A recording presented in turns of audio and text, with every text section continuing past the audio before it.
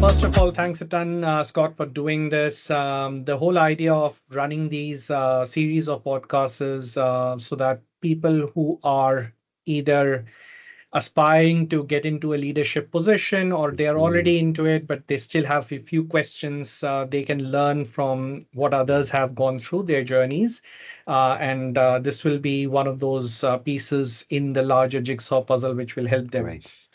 And I did so. Even though I know you for many, many years, for this particular podcast, Yes, I was yes. going through your LinkedIn profile, and I usually start with what stands out for me in anyone's LinkedIn profile. And for me, in yours, it was I haven't come across anyone who has not only worked in global roles, but has lived and worked in Mm, different mm, countries.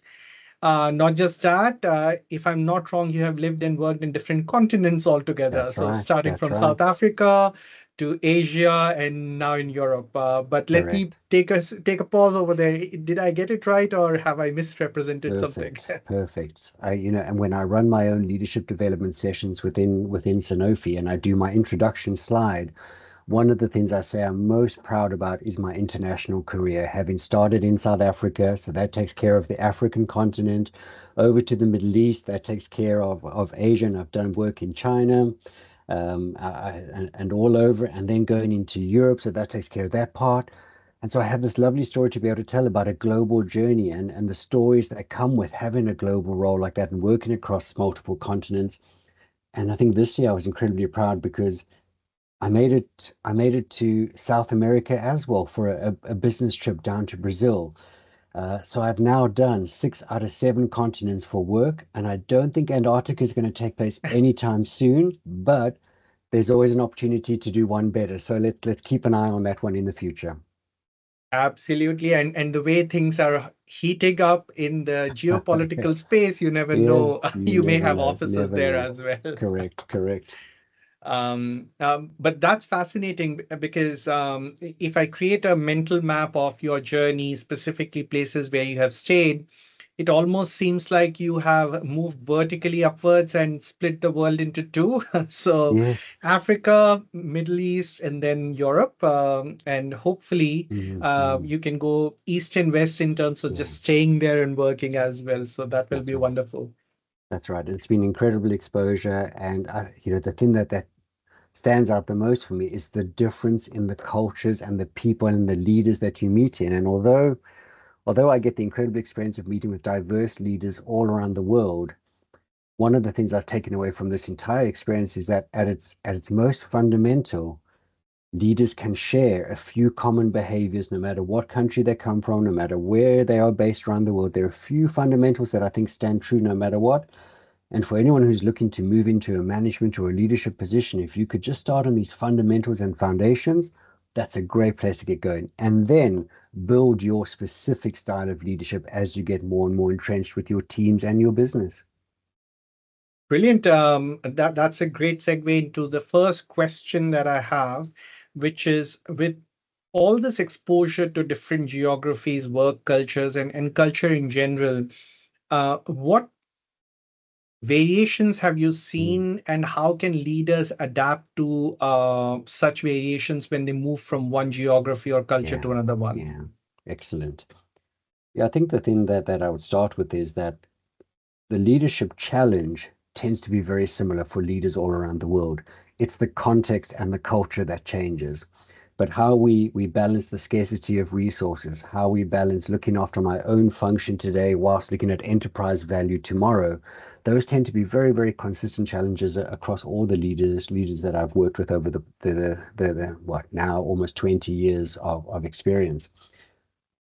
What really does change is the culture and the context within which they find themselves. And so for leaders, it's not so much that they have to have this innate ability to solve problems, because those problems tend to be similar in all organizations.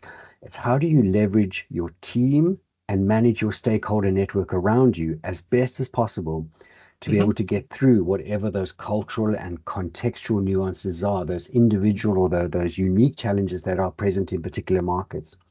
So what I'd say is that leaders need to, especially leaders who make international moves and go into a different culture or a different context, is not try and run too quickly before they can learn to walk in a different ecosystem. The advice I always give to leaders who move into new, very, very high accountability roles is recognize that it will take you just 3 months to even understand why you're there, then a Hmm. further 6 months to understand the landscape, and probably about a year or two before you feel you're truly adding value. So take the time to get to know your team and really get to know them, not just at a technical perspective, but understanding who they are as people, and then understand the landscape and the context around. And if you give yourself the right amount of time to do this before you push forward too quickly, you set the right foundation to succeed, no matter where you are in the world and what the different cultural backgrounds might be. That's so insightful in two ways. One is the fact that certain challenges or the challenges that you are trying to address Mm, stay the same across geographies and cultures. It's just the way how you approach it, which changes depending on the context and culture. The second one, which is so important for people to understand, is take your time.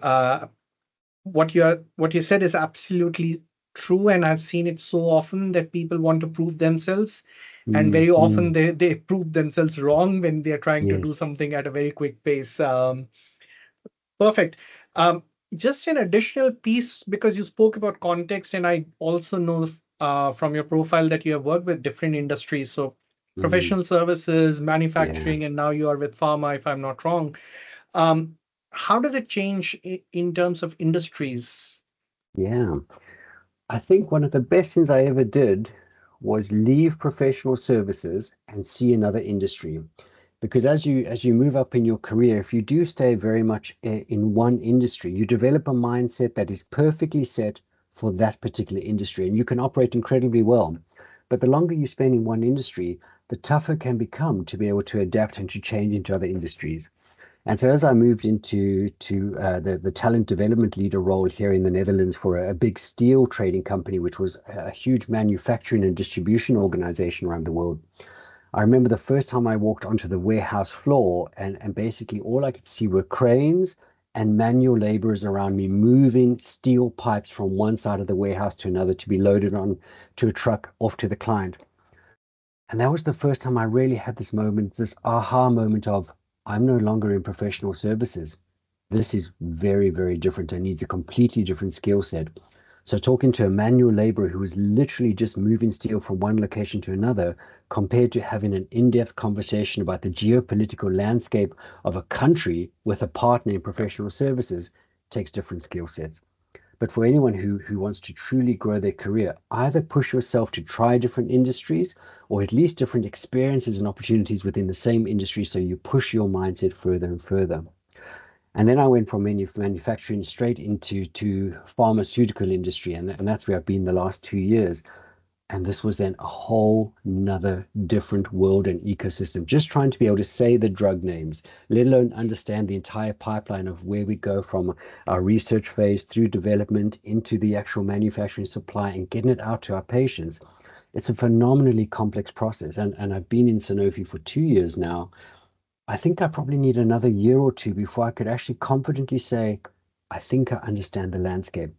But it's all of these changes in industry that have given me a unique perspective, and maybe it gives me adaptability, that it's not so much that I have to choose the right industry for me, but it's that once I am in any industry, I recognize I can learn, I can be curious, I can be creative, and that gives me a huge amount of energy in the work that I do.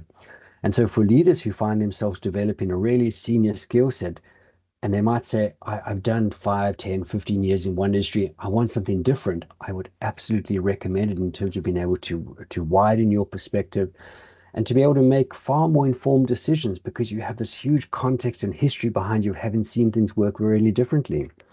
In professional services, the thing that stood out for me was always that people wanted to develop as quick as possible.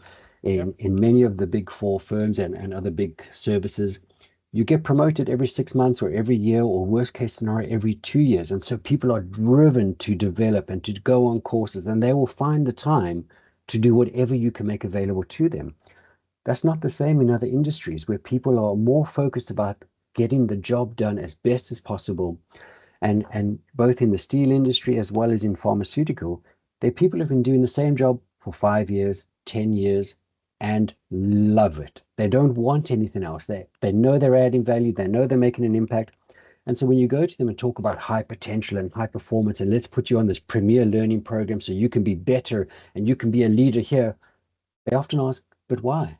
I'm making a massive impact in what I do right now. And that for me has been a huge difference between professional services and some of the industries I work with.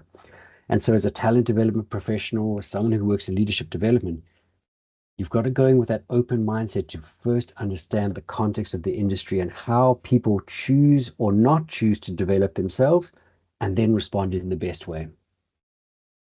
Perfect. And a lead-in question would be, because I know that you have been associated with leadership development programs across these industries, Mm-hmm. across organizations, and I also gather that the current organization, you have won the Brandon Hall for the leadership Yes, development yes. program. So congratulations for Thank that. you. Um, what factors should one consider if they are thinking of building a leadership development program so it's effective for Mm-hmm. whatever audience they have? Yeah, absolutely. And this is probably agnostic across industry. And I'm going to oversimplify it, but sometimes it is as simple as this, but not necessarily easy to get right. You have to put strategy first. Where is your organization going? Where is your firm going? And that means having some very, very good conversations with some of your most senior leaders and execs in the business to understand really what do the next 2 to 5 years look like. Not just what is in your annual report, what do people say on the intranet. Have a really good conversation with those leaders. So you, as the leadership development professional, talent development professional, or a leader looking to build programs, you've got that inside story as to where we're going and what we want to do. And from there, it's segmenting that story of our strategy and our approach into the skills and the capacities that it will take to get us there, dividing that by the hierarchy, so your exec, your senior, your middle management, and so on, and then ensuring you have a portfolio of programs, whether face-to-face or in person, face-to-face or virtual, that meet each and every one of those skills and capacities. So again, it sounds simple, right? That's the logical flow for it. The hard work then comes in being able to find the right vendors to partner with to build content, or building your own in-house capability through a learning design team to be able to put all of this together. And your responsibility then within leadership development is to be able to bridge the gap between where the leaders of the business want to take the direction of the company and all of the programs, and make sure that we're always steering in the right direction. So this is where most of my job is spent, is having great conversations with very senior stakeholders, asking the question, what's next? What do you Mhm. see on the horizon? And what do you predict are the big skills for your business function team over the next 12 to 24 months? And then I pivot to the left and I look at my teams around me and I say, with this in mind, what do we build? What do we buy? What do we create to be able to then deliver on this? Simple, but not easy. And what it's telling me is that the one size fits all, that you buy something off the shelf, there is a popular leadership development program provided by a vendor, may not always work Mm, for your organization. Customization is needed, not just org level, but even mm, hierarchy mm. level, is what you're saying. Yeah, I think that there's a time and place for a generic leadership development program. For example, within my portfolio, I have three intensive 2-day face-to-face programs that all are aimed at senior leader and exec skills. Two of those programs are very specific. They're about high level executive presence, executive communications, and how do I use storytelling to be able to win over my team. The second one is about challenging your strategy and understanding the context of your business, and therefore how do you build a strategy that lasts for two Mhm. years and then maybe the next 2 years. And the third one we call leadership excellence. And it is generic. It is, if you've never been a leader before and you've never been exposed to a big leadership development program, these are the foundational leadership skills you should be aware of to help you to take that first step. So I think there is a place for those generic programs from some of the vendors out there, but you have to then map it to the right audience who are starting out on their leadership journey. And as those leaders then develop their skill set over 6 months, 2 years, 5 years, that's when you started bringing those really highly customized, highly focused programs that say that might only be for 0.1% of your leadership group because they have a specific need and a specific ask. And so we tend to have a balance. I'd say 20% of our programs are generic, they cover the foundations, 80% highly focused, highly customized, resolving a specific need that our business has right now.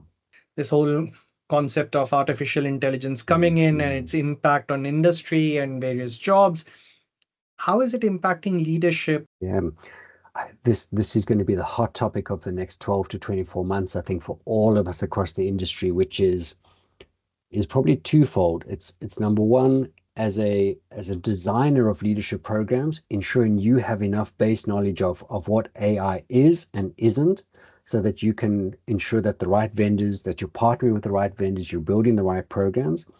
And then secondly, it's trying to answer the question of what the business needs around AI. And so in my portfolio, it's not the technical AI programs that I'm designing. That we have a digital learning institute, and they take care of that in a fabulous way. What we're seeing within our organization and across the industry in general is what is the impact that AI has on a leader's potential or capability to deliver more value to their organization or to their teams. And so what AI should do for leaders is not make their life easier, but rather free up time where they can invest more space and capacity with the people around them. So we are at the moment, we're looking at designing a program for 2026 called AI and Leadership. And it will challenge the leaders to review the AI landscape ahead of them. What are the tools, the systems, the processes, and the structures that they have in place? And for each one of those, how does it free up their space in their mind, and how much freedom do they get from that tool? And if it gives you 5 minutes a day, how are you then reinvesting that 5 minutes into leadership behavior, connecting with your team, thinking more clearly about your strategy? If it gives you a full day back or a full week back, that's even better. Then how are you really maximizing all of that time? So the big trend for us is twofold. Yes, we need to make sure our leaders are aware of what are the AI technical advancements and products that are coming to the market. And within Sanofi, we are going all in on AI as a part of who we are as a business. So our leaders are being inundated at the moment. And then the second part is helping them with that shift in mindset of using AI to give you time to be the better leader that you can be. And one of the fears or anxieties that I've seen amongst leaders is specifically leaders who don't come from a tech background. They don't know where to start. They are hearing a lot Mm, of buzz around them. They are, yeah. I think at some level they are scared. They don't even know whether they will be able to pick up pace. Yeah. So what advice would you give to those leaders who don't come from a technology background? Mm, But most likely, as you said, next few years, it will be all about yeah. AI. Yeah. Well, so I guess the number one thing is it's not a case of should you do it, it's when you do it. Because there is no more the window of opportunity for you to step back and say, I don't want to be a part of where my business is going from an AI perspective, that's closed. You have to be on the train at this stage to be able to move forward with your business. Or if your ambition is to be a more and more senior leader as the years go by, you have to increase this technical knowledge as well as understanding how to leverage it as a leader going forward. So I don't think that there's a choice anymore. In order to start, I think one of the things we challenge or we struggle with in large scale change and transformation, which is what AI is bringing to all of our industries, is we get paralyzed with that fear that because we don't know, we don't want to risk taking that first step. But the worst thing anyone can do, especially leaders inside large scale change, is to sit still and do nothing. So we have to dig deep. We have to find that courage. We've got to find that motivation to at least start small and build up our skill set. So my advice for leaders who don't come from that background and are looking to get that skill set is don't go to any of the top tier universities and say, I want to do a 7-week intensive course in AI. That's too much. That'll overload you and actually or just cause that fear mindset to come back into you. It starts small. I would do one of two things. There are some fabulous courses online these days for foundations of AI or Mhm. AI literacy, and start there. And I can almost guarantee that if you do one of these smaller courses, whether it's a 1 hour or a half day or on any of the big learning platforms, I'm almost guaranteed your natural curiosity will kick in and you will then want to do more because you'll see the natural benefit that starts coming through.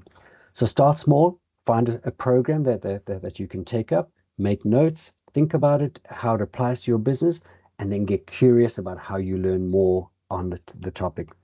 The second one is in all of our stakeholder networks, we have that one techie friend, stakeholder in our network, colleague, peer, subordinate, whatever it might be, who just loves the topic so much. And if you had to book time with them and say, I'd love to pick your brain a little bit about where AI is going, they would give you as much time as possible. And that's what I've done in my business. We partner very closely with our Digital Learning Institute, and I have a great number of colleagues there who once a month, once every 3 months, I just have a cup of coffee with them and I say, what's happening now? Give me the lowdown. What have I missed? What's going on? And that keeps me up to date. And if you start those two processes at the same time as a leader, the more formal learning, but keep it small to start with, and then through your networks, find the right group of people to have those conversations with. That's where you start to build your foundational understanding. The curiosity will come from there. You will start to see the benefit of where AI will be making a difference. And from that, you both extend your formal learning, perhaps going into those bigger courses, and stay more and more connected to your digital, to your technology function in the business, and build those networks up because they will keep you up to date as best as possible going forward. A lot for me to adopt and adapt from that particular Yes. advice, but something that I'll definitely be talking more about when I speak to others when this particular Mm, topic comes up, because what you said is fairly different from a lot of what we see on internet, which is mm, here is a 7-week program and it will make you an AI expert. yeah, And yeah. what I heard you say is that you don't have to become the master from day one. Start Mm, small, take baby steps, gain confidence, curiosity will kick in, and you will absolutely, over a period of time absolutely. gain it. Perfect. If you were looking to learn to surf tomorrow, would you go to Hawaii and surf on the biggest waves that they have there? Or would you go to your local beach where you know the water, you know the currents, and you start small on those waves and you build up your confidence? That's the same journey we have to take for AI literacy and AI understanding. And have one of your best friends connect with you over a virtual coffee or Perfect. Exactly, in-person coffee. exactly. That will be wonderful. Um, you spoke about curiosity quite a few times in various responses. If I can dig a bit deeper, it could be one of those competencies or one of Mm, those mm. pieces that leaders need to have, irrespective of where they are and what stage they are at.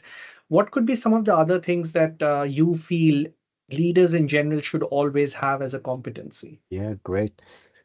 This is it's such a timely conversation. Yesterday, I was in a room with 50 leaders from one of our big medical functions, and they were coming together as a team of leaders to talk about their strategy for the next few years. And they were there for 2 days, and I had the pleasure of spending 3 hours with them to talk about how do you strengthen a change-ready mindset. And I think that's where I would kick off the answer is that the skill set of the leader in the future, it's hard to define. There isn't one thing that I could say, this is it. If you only focus on that, you will be okay. The definition of it is you need to be a future ready leader. Hmm. And that means that we don't necessarily know exactly what you will need at every point coming up.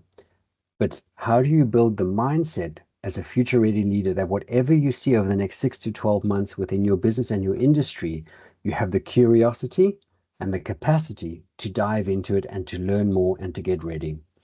And so, three of the things that I cover within this program that I ran yesterday, and I run this quite a lot with leaders, is the first mindset I talk about is your ability to connect. So, using your natural empathy as a leader and to do two things on a regular basis, check in with yourself. What is your emotional, your physical, your spiritual, your intellectual health and well being at any point? Are you struggling from change fatigue? Are you struggling with the complexity of your business or your industry? And do a check in to make sure that you recognize if you need help or if you are in a strong state, you can help others. And so then Hmm. that's the second stage of empathy is then looking at your landscape in front of you, especially across your team, and identifying who needs help, who needs more support, and then being able to build that going forward. It's the third component in the trust equation, right? We talk about intimacy as being a mechanism to build more trust with our people and across our business. And intimacy means vulnerability-based trust. So talk to your people more about who they are, what motivates them, and how you can support them. So empathy has been there for the last 5 or 6 years. It has been one of the number one skill sets that we believe leaders need, and I don't see it going away anytime soon. The second behavior or mindset I talk about is alignment, and this is linked very closely to purpose. And of course, there's a huge amount of conversation taking place around the world on purpose. But really, it's the alignment of purpose that is more important than the word itself. And so, where you as an individual leader or a team member is aware of your purpose, and it doesn't need to be a beautifully crafted purpose. I think we assume that we have to have this amazing sentence that inspires people completely and blows people away. But you just have to recognize what makes you happy, what gives you endless energy, what would you go back and do time and time again because you enjoyed it so much. When you find that and you link that to your team or your business, your functional purpose, or what your department is aiming to achieve, the value and the impact, and the third alignment is to your organization's purpose or value or ambition. And when you get those three lined up, personal, interdepartmental, into organization, that's where you find that endless energy. And whether you're going through change fatigue or you're going through massive transformation or your business is struggling or it's an incredibly difficult ecosystem, you find you have the energy to be able to get up and go because of those two. So I still very much firmly believe that yeah, empathy and alignment of purpose are probably the two things that I would promote the most as a leader to continue thinking about a future ready skill set, because it doesn't mean that you know exactly what's going to come up in the next 6 months, but by using those two, you navigate whatever complexities might come out of it. Perfect. And you spoke about purpose, and there are a lot of these leadership models, theories, Mm, what you may mm, call. And some are, for example, servant leadership, and you have transformational, situational, and yeah, purpose-driven leaders as well. yeah, Um, which one's closest to you? yeah. What do you usually preach? This is a tough one because I don't push any leadership development model at all. And in fact, I often think if I were to have to join another company and one of the interview questions was, what is your favorite leadership model and why? I would really struggle with that because it's really that's the idea behind models, that they are not meant to be truly applicable in the real world. They're meant to guide and to frame your thinking. And so instead, I tend to think more about maybe it is situational leadership, where it is really what is the challenge and the context that's in front of you, and how do you as a leader to respond to that. I push it's not a model, but it's my approach, which is your human-centered leader. Yesterday, I asked the question, who are we first? Are we humans first or are we employees first? And of course, the answer is that we are always human first. And so for me, leaders who are able to recognize that humans have emotions and we have personal challenges and we have complexities. And when you go with that mindset in place, it doesn't really matter what model you use, you're able to connect truly with the person in front of you and then to be able to move forward. That being said, every business at the moment is in massive, massive transformation right now. No one is immune to massive change around the world. And as soon as we think we're okay, something could be coming around the corner. So one model I would recommend people start getting more and more comfortable with is enterprise leadership, this notion of perform and transform. I think this idea, as you become more and more senior in your business, the pivot between how you perform for today in your function versus looking at the organization's value tomorrow and how you go back and forth between those two, that is a key consideration for any leader who's trying to find their place within large scale transformation. So research, perform, and transform, and then have that conversation with your team as well around where should we be spending the majority of our time? Do we need to focus on our operational side, or do we need to be thinking about longer term value? And checking in with your team every 3 months to ask that question between perform and transform, where should we be spending the majority of our time? So yeah, that would probably be my best model is at the moment, perform and transform. And the world that we are living in, things are changing at such a fast pace, specifically because of AI, that even 3 months sounds Mm, to be a very mm, long period of yeah, time. yeah, So things are the transformation is happening at such a quick pace that something which was very popular 2 weeks back may have become obsolete already. yeah, So yeah.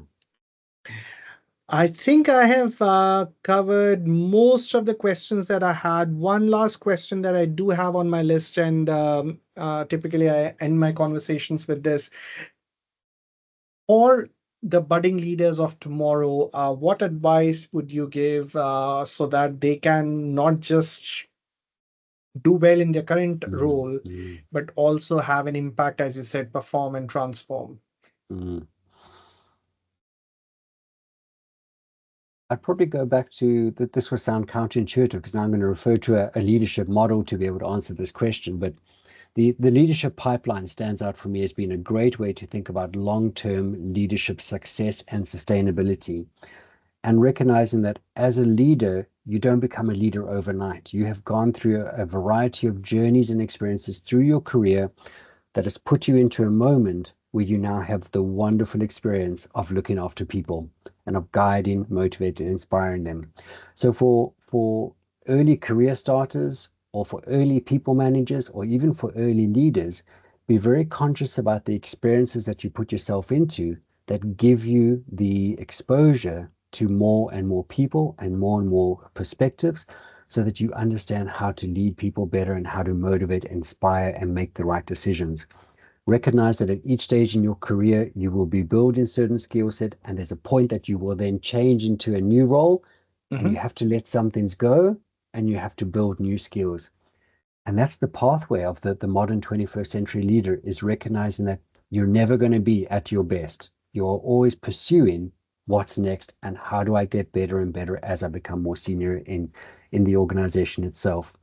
We're building a really exciting learning journey for one of our big technical departments. So we have scientists, we have a lot of PhD holders within this function, and they traditionally have a very much a science-led way of thinking, right? Super analytical, super data orientated.